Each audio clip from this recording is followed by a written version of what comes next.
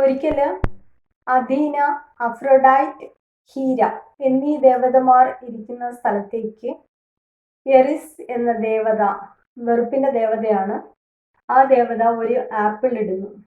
ആ ആപ്പിളിൽ എഴുതിയിരിക്കുന്നത് it is for the fairest one എന്നാണ്. ഏറ്റവും സുന്ദരിയായിട്ടുള്ളവർക്ക് അല്ലെങ്കിൽ ഏറ്റവും നല്ലവളായവൾക്കാണ് ഈ ആപ്പിൾ എന്നാണ് അതിനകത്ത് എഴുതിയിരിക്കുന്നത്. അങ്ങനെ ഈ 3 പേരുടെയും നടുക്ക് ഈ ആപ്പിൾ വന്ന് വീഴുന്നു. അങ്ങനെ ആപ്പിൾ വന്ന് വീഴുന്ന സമയത്ത് അഫ്രൊഡൈറ്റ് പറഞ്ഞു ഞാനാണ് ദ ഫെയറസ്റ്റ് വൺ. അപ്പൊ അഥീന പറഞ്ഞു അല്ല ഞാനാണ്. അപ്പൊ ഹീരയും പറഞ്ഞു നിങ്ങൾ ആരുമല്ല ഞാനാണ്. അങ്ങനെ അവർ തമ്മിൽ തർക്കമായി. അവര് പാരിസ് എന്ന ഒരു രാജകുമാരനെ ആരാണ് ഇതിലെ ഫെയറസ്റ്റ് വൺ എന്ന് തീരുമാനിക്കാനായിട്ട് ചൂസ് ചെയ്തു. അങ്ങനെ പാരീസിന് ഇവർ കുറെ ഓഫർ കൊടുത്തു. അഫ്രൊഡൈറ്റ് പറഞ്ഞു, അഫ്രൊഡൈറ്റ് സൗന്ദര്യത്തിന്റെ ദേവതയാണ്. അഫ്രൊഡൈറ്റ് പറഞ്ഞു നീ എന്നെയാണ് തിരഞ്ഞെടുക്കുന്നതെങ്കിൽ ഈ ലോകത്തിലെ ഏറ്റവും സുന്ദരിയായ സ്ത്രീയെ നിനക്ക്, പെൺകുട്ടിയെ നിനക്ക് വിവാഹം കഴിക്കാം, അതിനുള്ള അവസരം ഞാൻ ഒരുക്കി തരാമെന്ന് പറഞ്ഞു.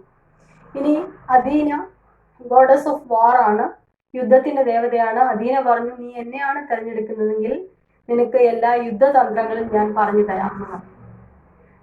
ഹീര പറഞ്ഞു, ഹീര ഗോഡസ് ഓഫ് നോളജ് ആണ്, അറിവിന്റെ ദേവതയാണ്. ഹീര പറഞ്ഞു നീ എന്നെയാണ് തിരഞ്ഞെടുക്കുന്നതെങ്കിൽ ഈ ലോകത്തിലെ, ഈ പ്രപഞ്ചത്തിലെ സകല അറിവും ഞാൻ നിനക്ക് തരാമെന്ന് പറഞ്ഞു.